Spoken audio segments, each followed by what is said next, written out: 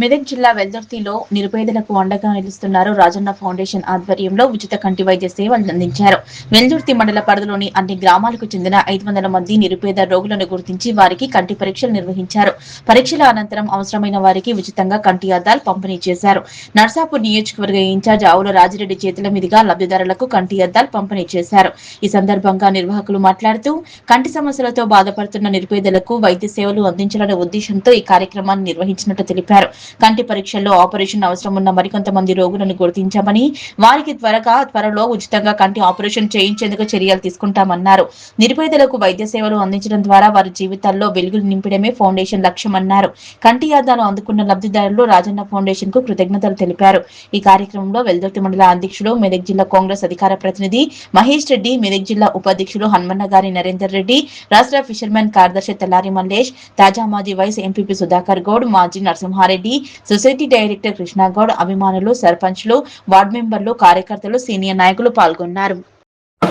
సోదరులు మీ అందరి ప్రోత్సాహంతోనే సహకారంతోనే ఈరోజు ముందరికి పోతున్నా.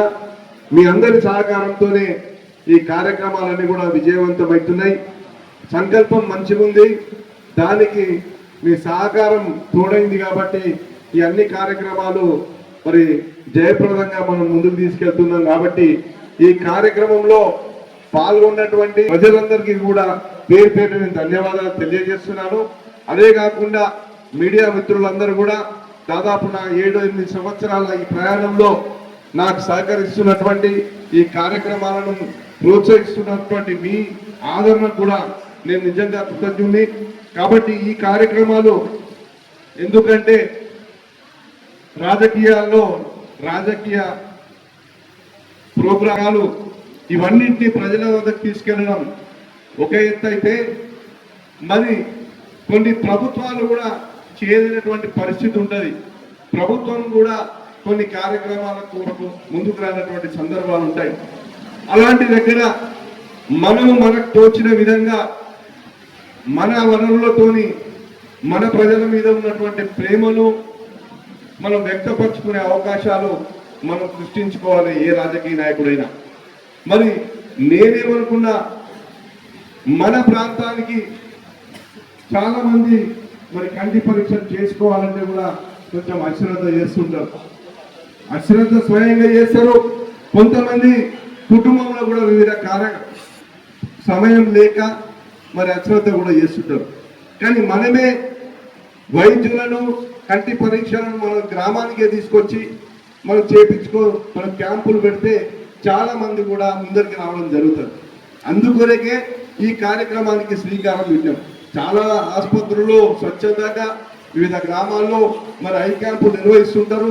మన మండలంలో కూడా నిర్వహించారు. కానీ ఇంత పెద్ద మొత్తంలో నిర్వహించినటువంటి కార్యక్రమం లేదు. మనం చూసినాం ఆ రోజు ఎంతమంది చాలా మందిని మనం ఎంకరేజ్ చేసినాం. కొంతమంది కుటుంబ సభ్యుల ప్రోత్సాహం లేకను వాళ్ళకు వాళ్ళేదో తను ఎక్కడ పోయినా కానీ రాజన్నను పెద్దోళ్ళు కూడా రాజన్ననే పిలుస్తారు. రాజన్న ఎవరైనా ఎందుకు ఎప్పుడైనా చెప్తుంటా, ఎందుకంటే ఆయన సేవ చేసేది అట్లా ఉంటుంది.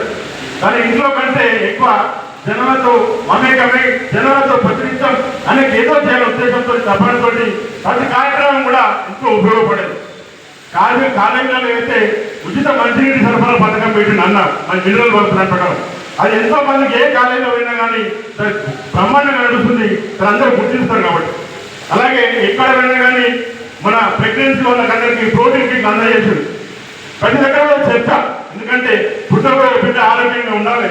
రేపు పొద్దున ఎంత ఆరోగ్యంగా ఉంటేనే మన గౌరవ తెలంగాణ రాష్ట్రం కానీ అన్నీ కూడా అలా ఆరోగ్య తెలంగాణ అవుతుంది. కాబట్టి పిల్లలు బాగుండాలని ఉద్దేశంతో ఆ కుటుంబం కూడా బాగుంటుంది, పిల్లలు ఉంటాయి కాబట్టి ఆ కార్యక్రమం తీసుకున్నాం. అలాగే చూస్తున్నాం, నిరుద్యోగులు చాలా మంది ఉన్నారు. బీటెక్ చదివి ఈరోజు ఎక్కడ ఉద్యోగాలు దొరుకుతలేవు. వాళ్ళందరికీ కూడా ఏదో ఉద్యోగం కల్పించాలని చెప్పి ఒక ప్లాట్ఫామ్ క్రియేట్ చేసి రాజన్న ద్వారా నిరుద్యోగులందరికీ ఎంతో మందికి ఇప్పటికే ఉద్యోగాలు అందిస్తుంది.